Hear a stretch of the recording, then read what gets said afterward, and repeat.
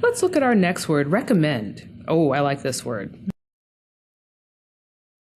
When you recommend something, you're giving it praise. You're saying something good about it.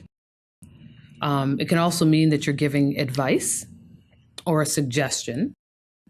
So we know that when students are getting ready to prepare to go to university, we have to write them some kind of recommendation as their teachers.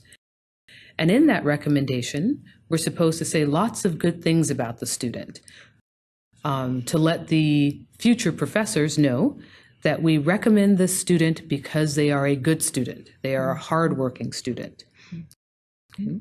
Yes, to give them praise or to give suggestions also is another form of the word recommend. A lot of times teachers will give recommendations to their students on how they can maybe change a paper that they wrote or change the way they did something on a project, and that would be to suggest or to give advice. Another form of recommend that I'm thinking of, a lot of times I ask people to recommend a movie to go to or to watch, or to recommend a restaurant. I even ask for people to recommend a doctor that they like, someone that they have gone to and think highly of. You guys have a sentence for recommend or a thought about that word? Well, you could recommend like a video game to someone that you really enjoy. Mm-hmm. You could recommend a book. Absolutely. What about recommending a dish to eat?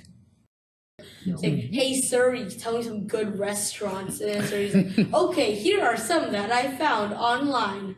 Like there's a bunch of close nearby restaurants that, well, people like say are 4-star, but normally it tastes really bad.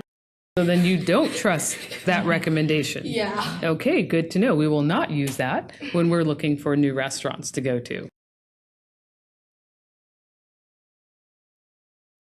I know that a lot of times when my car would break down, I needed a recommendation of a mechanic to take the car to. Mm-hmm. Yeah. It's always nice to have a recommendation of somebody that has been good, has given good service. Mm. Well, I know I often work with my advisory group of students, and I ask them to recommend some activities for them to do, because I like for students to think of what they might be interested in and would be willing to pursue. Mm-hmm. So I ask them to recommend to me those activities, because I don't necessarily know what a young person wants to do. Mm-hmm. We need recommendations from them. That's right. We need suggestions.